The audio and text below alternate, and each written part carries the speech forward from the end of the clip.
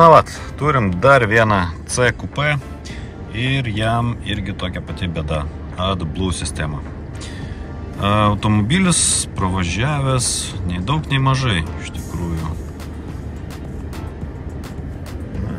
Nedaug, sakykime, 130 000. Kiek žiūrėjau, rida tikra. Tai AdBlue sistemą išjungiam, kad jinai nesuktų galvos. Nes šitai mašinai būtent, tai viskas sukryto praktiškai kaip neturėtų būti. Tai sugeda ir siurblys AdBlue bake, ir NOx daviklis, ir pakaitinimas. Tai tiesiog būtų labai brangu visą šitą dalyką susitvarkyti. Manau, kad nereikia šitos sistemos šitai mašinai tikrai ir važiuosit tikrai daug ramiau be šitų visokių AdBlue sistemų, nes ilgesniai kelioniai gali būti taip, kad išmes pranešimą, kad liko jums 1000 km važiuoti ir po to automobilis nebeužsikurs. Tai pabaigsiu tik tai programuoti, kad neliktų AdBlue meniu skydelėje. Variklio kompas jau yra perprogramuotas, kad AdBlue sistema nebūtų įgalinta. Ir tiek. Galima bus netgi AdBlue baką pašalinti, kad nevežiuot papildomą svorio. Tai vat, tokias žinias. Gerai, judam toliau. Na va, būna ir taip. Stovim su CLS-u, bandžiau daryti adaptaciją ir išmetė komunikacijos klaidą. Greičiausia, kad pavarų dėžės kompas kažko tai spjaudas ir atsikalbinėja. Tai panašu, kad adaptaciją kad ir numušiau, bet jos padaryti nepavyks. Dar pabandysiu porą burtų, bet manau, kad esam paskendę vandenį šitoj situacijai. Dar reikės, manau, pabandyti gal softą perpūst, bet baisu ir pradėti iš tikrųjų, nes jeigu komunikacija stringa su dėžė, tai gali būti čia daugiau reikalų. Ok. Pabandysiu galbūt užkurti iš naujo mašiną, iš naujo prisijungti prie dėžės. Ir galbūt netyčia mums pavyks šitas dalykas. Turim 2.1. Atvažiavo jisai pasidaryti keletą darbelių. Vienas iš jų tai aukščio kalibracijai. Bet vat aš jį iš ryto užsikūriau. Kaip matau, yra pasėdęs galas šiek tiek. Kompresorius dirba pilnu pajėgumu, reiškia, kažkur tai išeina oras. Tai iš esmės, kol nebus sutvarkyta orinė važiuoklė, tai manau, kad kalibracijos aukščio nedarysim. Iš ryto jinai neturėtų būti pasėdus, reiškia, kažkur tai yra biškių skylutė. Tai bet kuriuo atveju pakeitus pagalvę irgi reikėtų daryti kalibraciją. Tai šitą praskipinsim ir jungsimės kompą dabar. Prašė irgi padaryti keletą dalykų. Ir žiūrėsim, kaip mums sekasi šitą mašiną. Kaip koks persekėtojas važiuoju dabar ir ieško kokios nors mašinos, paskui ką galėčiau pavažiuoti. Stop it. Get some help. Tai šiuo metu darau Distroniko adaptaciją. Tai priekyje yra toksai daviklis, kuris gali matuoti atstumą iki priešais esančio automobilio ir sekti paskui tą automobilį tokiu greičiu. Tai reikia pavažiuoti kažkiek tai atstumo paskui kitas transporto priemonės ir taip prisimokina iš naujo tasai radaras. Kadangi tas radaras šitoj mašinai yra pakeistas, tai reikia ir tokią padaryti procedūrą. Ilga ir nuobodi iš tikrųjų procedūra, jeigu nėra automobilių. Vat važiuoju lėtai, iš paskos važiuoju automobilis ir nenori lenkti manęs, tai nežinau. Kažkaip tai erzina iš tikrųjų, jau važinėjau kurį laiką, dar tik 30% adaptacijos praėjo. Opa, ir vėl mes C klasiai ir šį kartą taip apsikrovęs daiktais, bumperis, sparnas, važiuojam dažytis. Važiuoju dažytis pagal rekomendaciją, tai pasižiūrėsim, ar normalus meistras, jeigu normalus, tai turbūt galima bus dirbti kartu. Reikia jau pabiškį susirinkinėti ML-ą, atkeliavo jau ir bamperio detalės, irgi važiuosiu šiandien susirinksiu. Plius minus samata automobilio remonto apie 2500 eurų. Tai tas skaičiuota ir žibintai faceliftiniai, ir jų perdarimas, ir blokeliai žibintų, nes atkeliavo be jų. Tai vat viskas susideda ir labai neskanu galutiniam rezultate gaunasi, bet tikiuosi, kad automobilis atrodys šviežiau, gražiau, nes faceliftinis priekis man visai labiau patinka negu kad iki facelifto. Bus pardavime ir žibintai, turbūt atstatysiu žibintus sulaužytus, iki faceliftiniai dinaminiai žibintai bus. Tai jeigu kažkam reikės, kreipkitės. O dabar lėkiu ir tikiuosi, kad šiandien visur spėsiu. Ok, sėdžiu savo brangiosios C klasiai ir kadangi mano ML-as dabar remontuojamas yra, tai tenka su C-ške pasivažinėti. Ir kadangi keičiamės automobiliais, tai biškį erzina toksai dalykas. Iš tikrųjų, automobiliai, kurie turi atminti sėdinių, tai labai patogu, galima keliam vairuotojams susiprogramuoti mygtukus ir tarkim, kas atsisėda į automobilį, paspaudžia savo mygtuką ir suvažiuoja sėdinės, veidrodėliai, taip kaip buvo susireguliavę.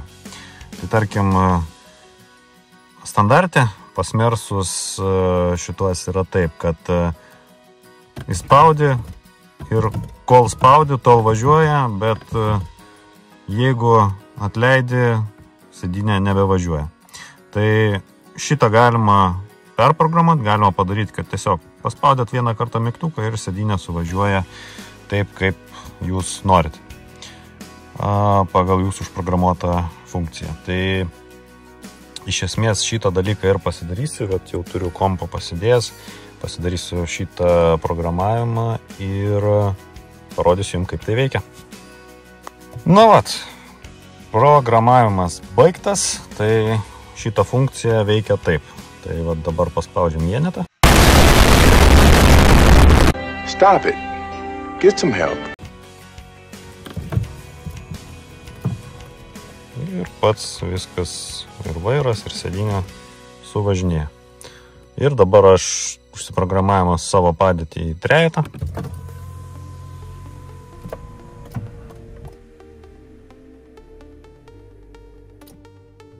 Ir pati suvažiuoja. Tai tikrai patogesnis dalykas, negu sėdėti ir laikyti mygtuką, kol viskas čionais nusistatys. Jeigu jūs norit, galima ir jūsų automobilį šitą dalyką padaryti. O dabar baigiu programavimas su C-ške ir judam toliau. Ok, šventė pas mane garaže. Nu, ta šventė, aišku, pakankamai brandi. Atkeliavo detalės mano bamperį priekiniam AMG. Detalių yra 38 vienetai, 39 turėjo būti, bet kažkur kaip pametė ir nerado. Tai kas į komplektą įeina, tai putplasčiai bamperiui, 3 ant bamperio moldingai, grotelės, numerio laikikliai, apdaila dar viena ant bamperio, difuzorius, dar vienas difuzorius, naujas, visiškai naujas grotelių ženklas. Toks vat. Taip pat, ką mes šiandien dar turim, visokie klipsiukai nauji, varžtai nauji, netgi vat bamperio tvirtinimai nauji. Plastikiukai tarp bamperio ir sparno, kad nesitrintų. Vat tokių visokių gerybių atkeliavo.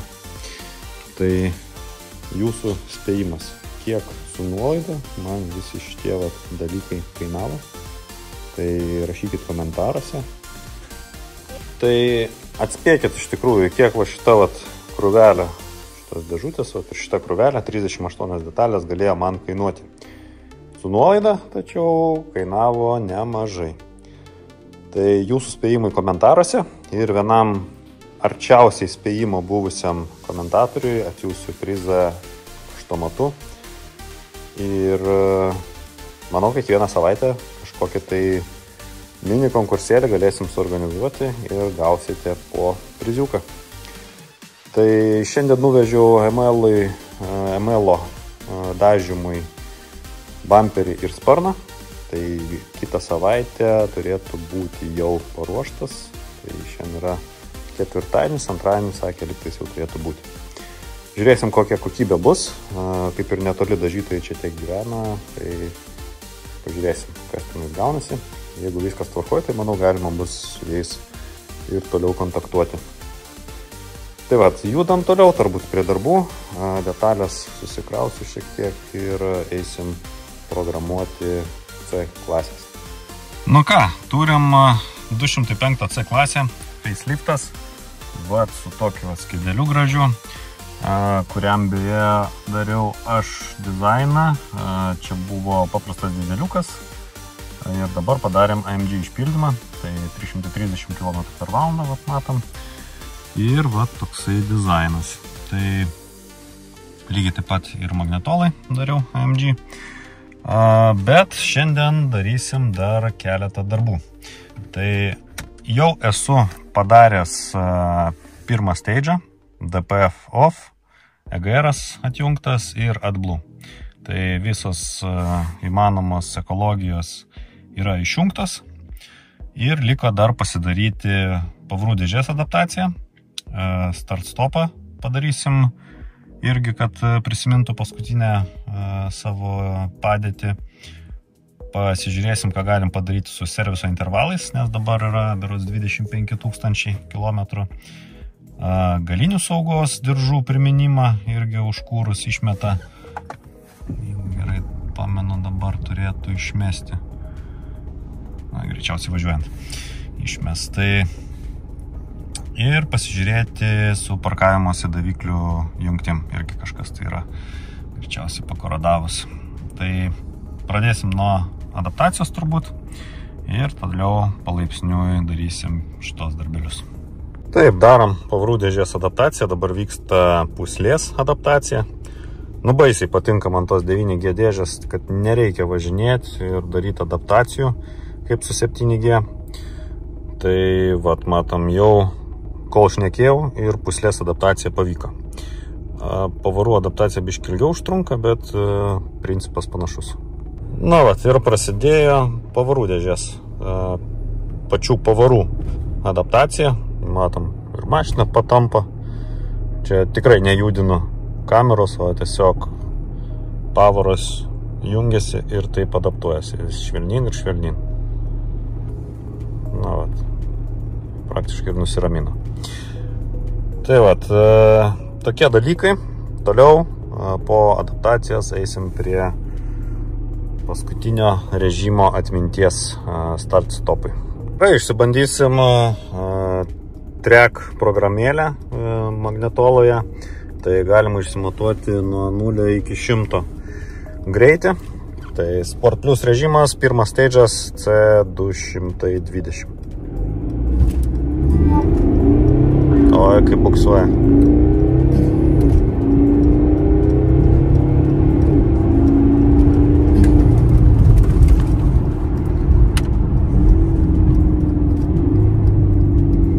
Nu ką, 8,6.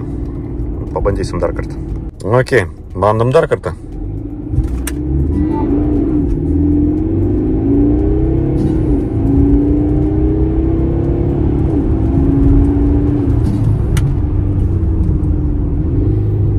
,14. Jo, labai daug buksuoja. Manau, per 7 sekundės tikrai šitą mašiną gali važiuoti. Tai jaučiu, kad reikės matuoti, kai bus pavasaris ir sausa. Nėra tikslo dabar čia taip matuoti, bet tikrai automobilis daug labiau pagyvėja. Pirmom pavarom labai nori nusukti ratus. Vat toks CLA atvažiavo pas mane šiandien. Tai automobilis buvo po eismo įvykio ir buvo pakeistas šitas žibintas. Ir kaip matom, dega posūkis, bet posūkis nedega. Tai reikės pririšti žibintą, kadangi buvo pakeistas žibintas ir valdymo blokas ir turėtų viskas užveikti. Nu, kaip galvojat, ar pavyko? Jep, turim mirksinti pilnai žibintą, veikianti, visos funkcijos veikia ir automobilis yra paruoštas. Tai šituo tiek ir judam toliau. Okay, turim 238, tai yra 213 kupė ir šitam modeliui darėm sekančius darbus. Tai yra AMG išpildymas skydelį, tai matom, vat yra toks meniu,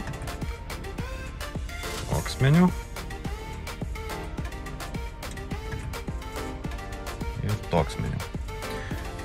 Šitos dalykus galima keisti per skydelį. Ir plus, kaip bonusas su tokiu išpildymu AMG, tai ant projekcijos, vat, matom, ir dar rodo, kiek yra sūkio variklyje.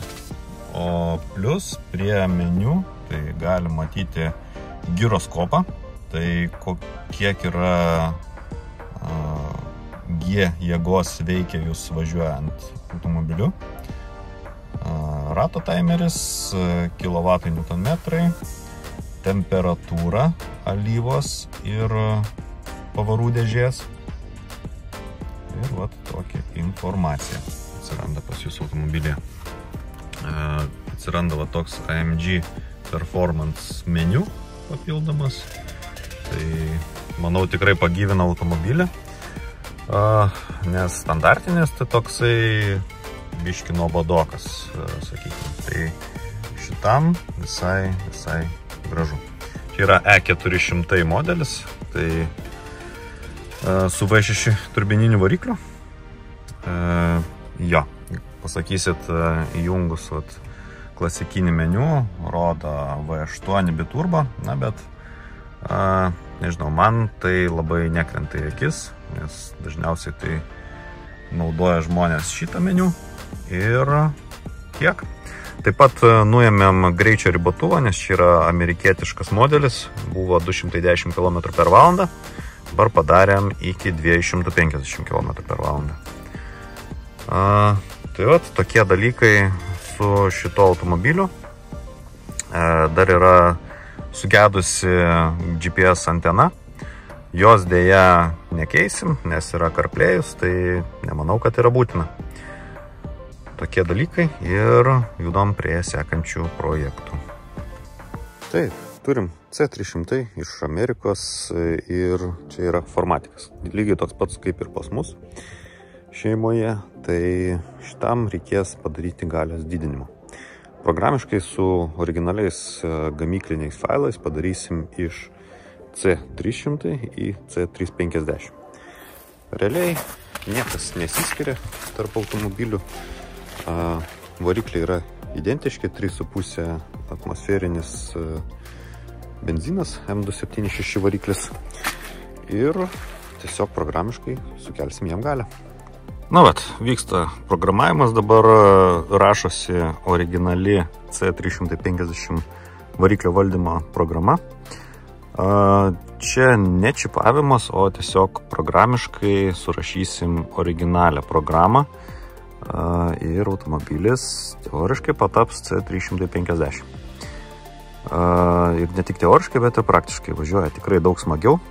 Standarte čionais yra 180 kW, o po galios didinimo bus 225 kW. Tai šitas dalykas galioja tik tai M276 varikliams ir iš Amerikos tik tai automobiliam. Tai iš esmės galima surašyti galingesnę programą tiems varikliams, kurie turėjo galingesnę versiją šito variklio.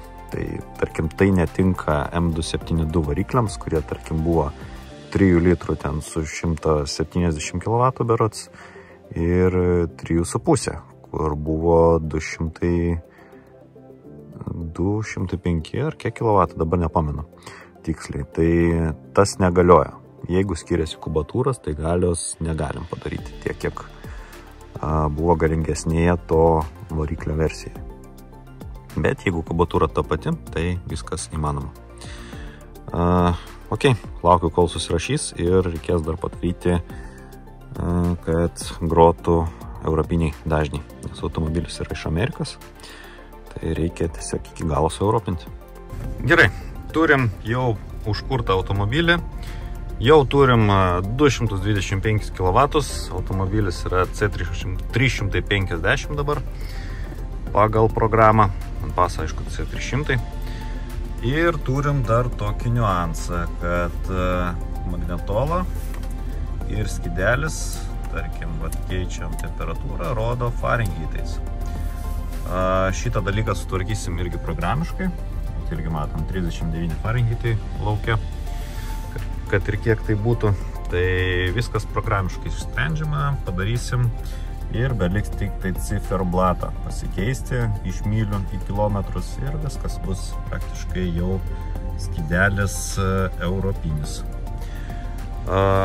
Aišku, prie didelių norų galima ir čia pasikeisti skaičiukus, bet nemanau, kad tai labai būtina, nes keičiant sukant ratuką išlenda čia temperatūra, tai galima į čia net nežiūrėti.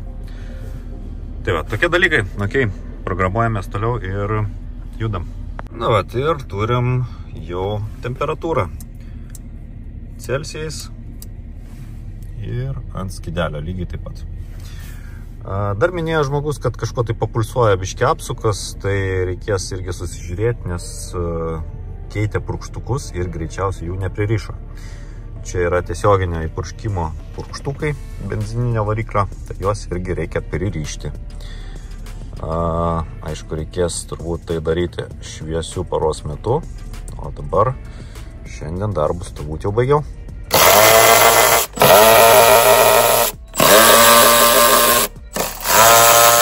Na va, turiu išsiėmęs variklio kompą. Čia yra 21651 variklis, 212 kėbulas ir jam reikės padaryti DPF išjungimą, EGR, visas ekologinės sistemas atjungsim. Ir ką dar pastebėjau, tai biški bėga antifrizas. Reikės pasakyti savininkui. Labai šlykščiai iš tikrųjų šitose vietose šitie nulūžinėja fiksatoriai. Visi tai labai sudėtinga, po to kartais būna nuimti, nesulaužęs nieko. Čia visai gal ir gražiai gavosi. Nežinau, čia kažkokių klijų jau pritepta, turbūt kažkas jau buvo lysta daryta. Ir dar reikės šitam automobilį atstatyti originalią ridą. Ant skidelio dabar 418 tūkstančių, realiai yra 615. Tai reikės atstatyti, kadangi ir rida spinoje yra sukinėta, tai spinoj rodo 1 600 000, bet kai sukinėjama, taip ir būna. Ir ta rida nekinta spinoje. Tai vat, pasidarysim pirmą variklio kompą ir tada eisim prie ridos atstatymą. Taip, dabar jau tikrai turim tikrą ridą, 615 000 ir kaip matom irgi yra rida tokia pati kaip ir skidelėje. Taip, dar turim porą vietų, kur irgi galėtų būti tokie dalykai. Tai buvo problema irgi spinoje, rodė 1 600 000 kilometrų. Tai toj parodysim, kad ir čia nais dabar tokia rida. Matom irgi spinoje 615 000, tai reiškia ridą atstatėm. Atvažiavo automobilis ant skidelio buvo 418 berods tūkstančių ridos. Spinoje 1 600 000, bet tai būna po programavimo. Kai suka ridas, padaro spinoje maksimalią ridą, kad toliau jinai nesisuktų.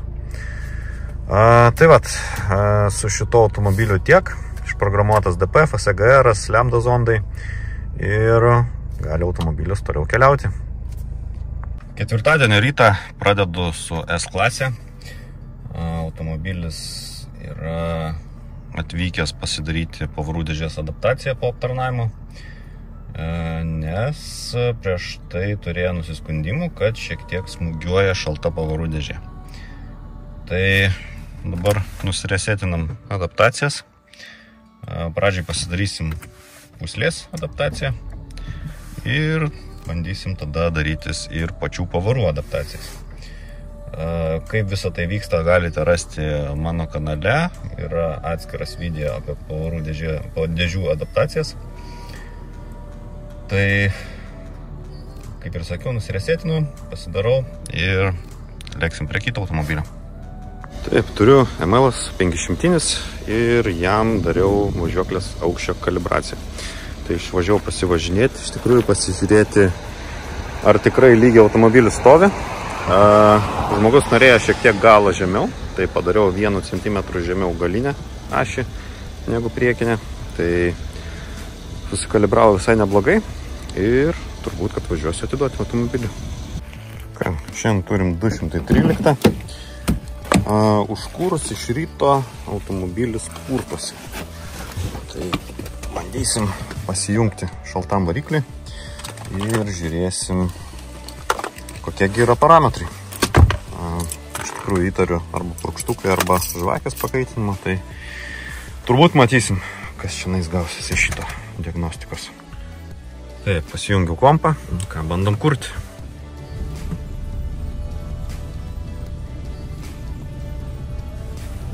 Tikrai variklis purtosi.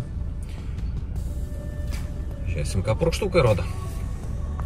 Na jo, kaip ir galvojau, purkštuko vieno korekcija yra gerokai per didelė ir įpurškiamo kuro kiekis šokinėja. Tai jo, bus problema su purkštukais.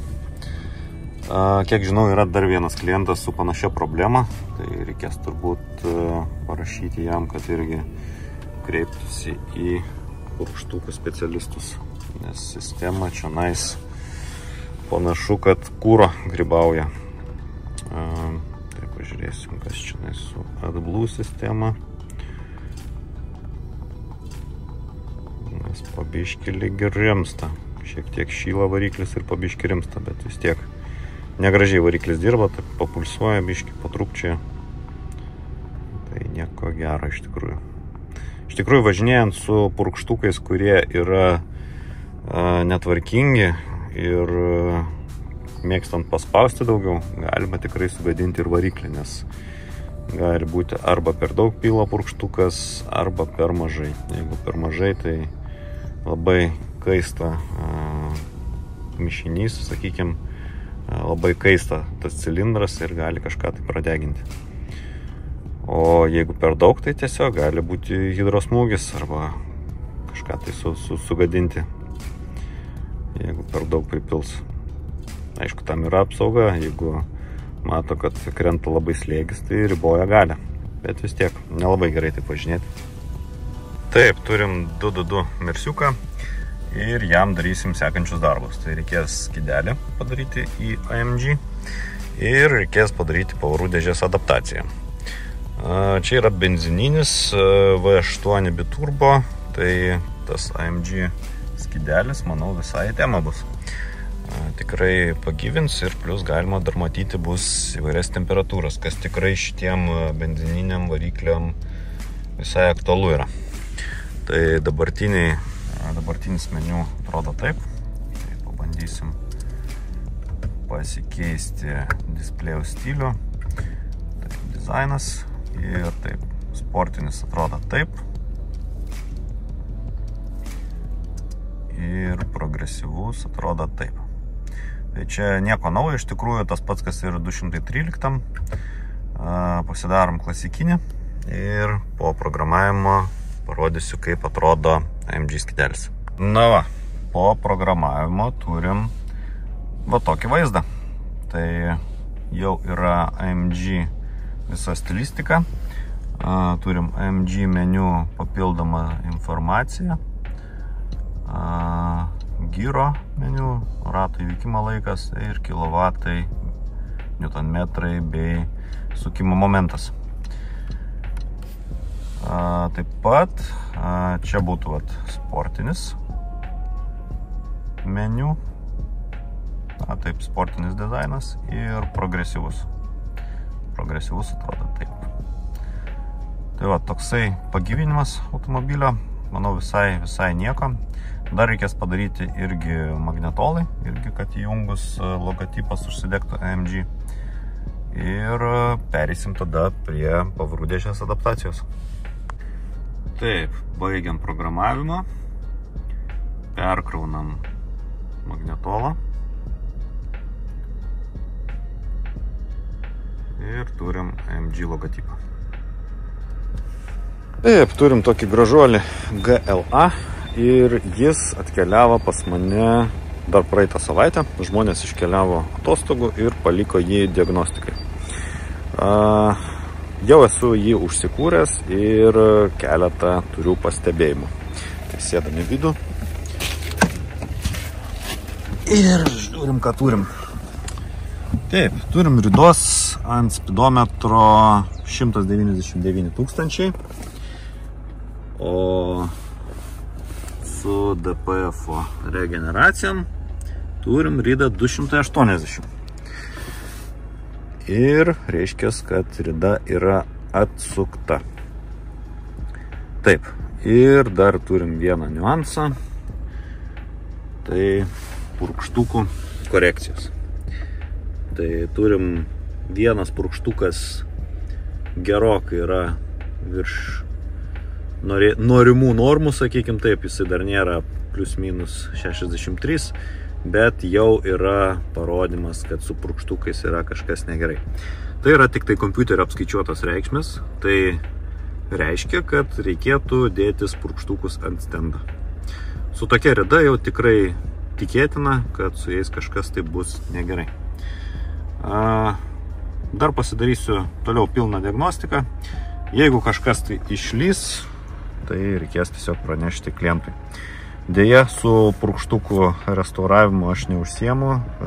Kaip žinote, dirbu tik tai su elektronika ir programavimu, tai deja, teks turbūt keliauti pas kolegas mano. Baigiu su šituo automobiliu ir eisim toliau. Darysim E-klasės pavarų dėžės adaptaciją. Taip, turim 205, 651 variklis. Ir automobilis atvažiavo jau ne pirmą kartą pas mane. Praeitą kartą buvo daryti pavarų dėžės adaptaciją. Automobilis yra iš Kauno. Vakar žmogus atvarė, paliko jį. Ir buvom suradę tokią problemėlę, kad automobilis meta tokią klaidą. Kad sukimo momento klaida iš variklio kompo pusės.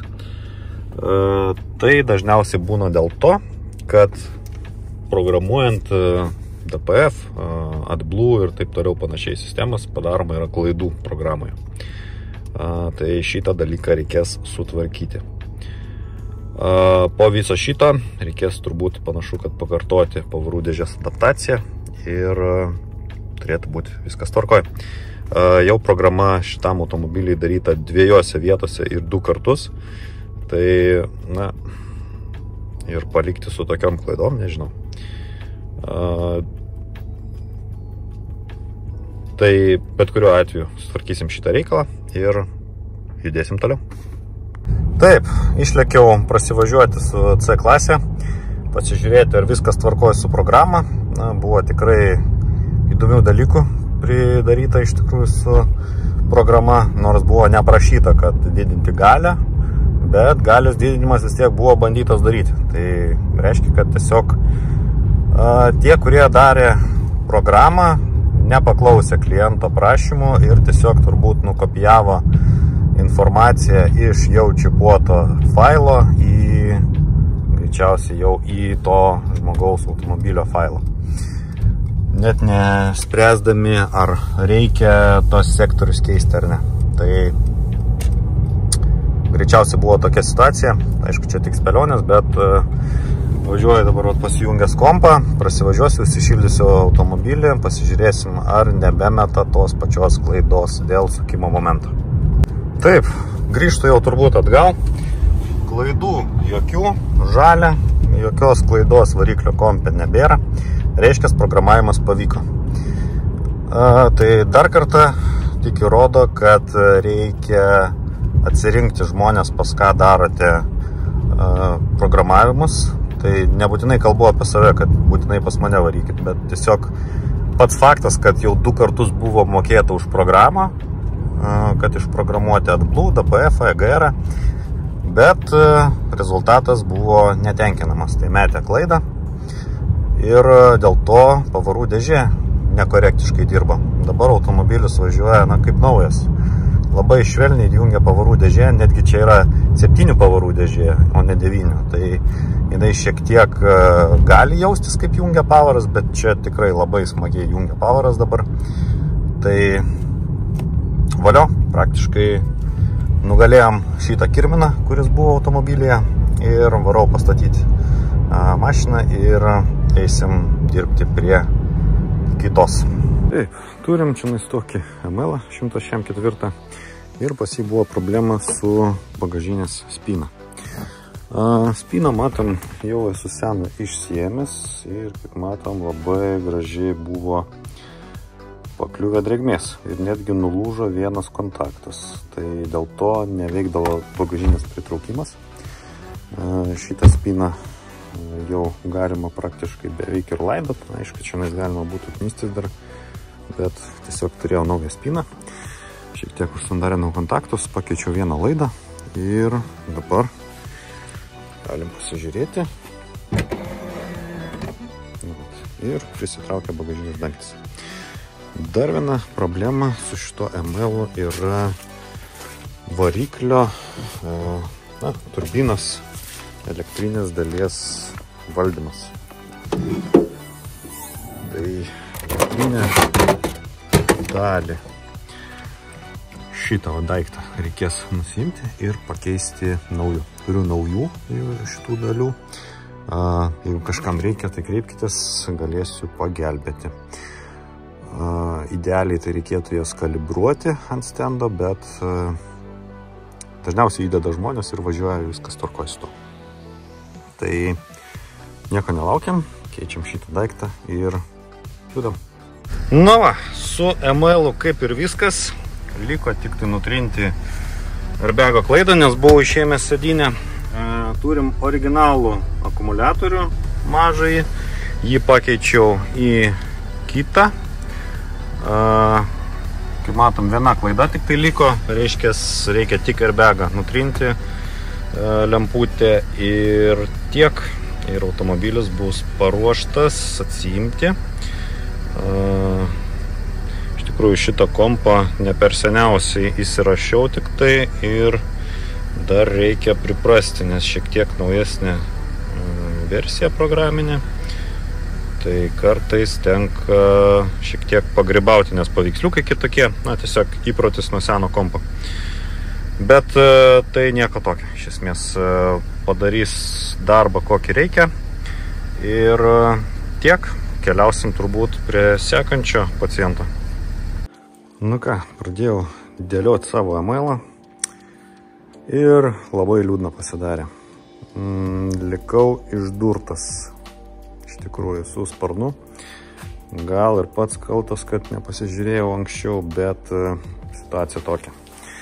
Sparnas atseit stovi, kaip turėtų stovėti, bet su lempa visiškai nesueina. Tai pagal viską aš matau, kad čia yra GL sparnas. Pagal šitą vietą irgi, kaip matom, nesueina slenkščiai. Tai čia yra tiesiog GL sparnas, o ne ML. Nors dar kartą pasitikrinau ir užsisakinėjau tikrai ne GL, o ML sparną sistemoje. Tai nežinau, arba sandėliuose buvo sumaišyta, arba dar kažkas, tai bet labai liūdna iš tikrųjų. Ir nudažytas jau paruoštas, palaukta buvo kažkiek tai laiko, kad jisai būtų tvarkingas ir vat tokį šūdą turim. Kažkaip reikės vartytis iš šitos situacijos. Tai ką, penktadienio rytas ir turim tokį pasirinkimą darbų. Tai kadangi neturiu kažkokio labai prioriteto, tai tiesiog įmam pirmą pasitaikysią raktą ir žiūrim, kas atsirakina. Ok, 205, tai jį ir lipam. Nu ką, užsikūrėm 205, toksai visai nieko, nedaug iš tikrųjų tuščių mygtukų, kur nėra komplektacijos, tai ir memory sėdynės, ir head-upas yra, tai toksai visai nieko. Pasijungiau dabar, nusiskaitinėjau klaidas ir reikės pasižiūrėti bendrą automobilio būklę ir pasidaryti adaptaciją pavarų dėžiai, kadangi automobilio dėžė yra aptarnauta. Paskui reikės pasižiūrėti, ar yra variantų, kaip pamodifikuoti head-up displejų, ar galima dar kažkokią tai informaciją atvaizduoti jame. Taip pat reikės su rankiniu, elektroniniu to parkavimuose rankiniu, pasižiūrėti, kame yra, galbūt yra kažkokias tai galimybės atrakinti, kad pradėjus įjungus tik tai drive'ą, jisai automatiškai atsitrauktų. Tai jo, tokie dalykai. Ir ja, pasižiūrėsim, galbūt dar kažką, tai liktais minėjo kažką dėl magnetolos atnaujinimo. Tai manau, kad tokie darbeliai šiandien laukia su šito mašina. Taip, su 205 viskas kaip ir aišku. Į pabaigą jau pagrindinis akumas ir AdBlue, tiksliau tasai NOx sensorius vadinamas, antrasis į pabaigą irgi meta klaidas, tai išprogramuosim AdBlue sistemą.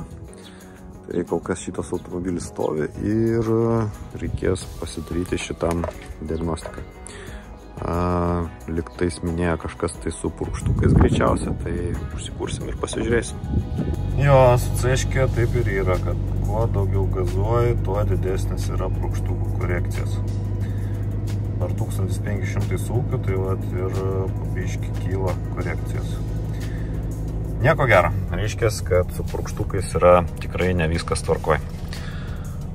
Dar permesiu klaidas ir praktiškai turbūt jau galima bus atidavinėti automobilį.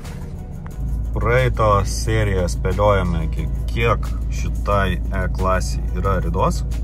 Ant skydelio yra 216 000, o realiai yra 399 000. Tai skelbiam nugalėtojus.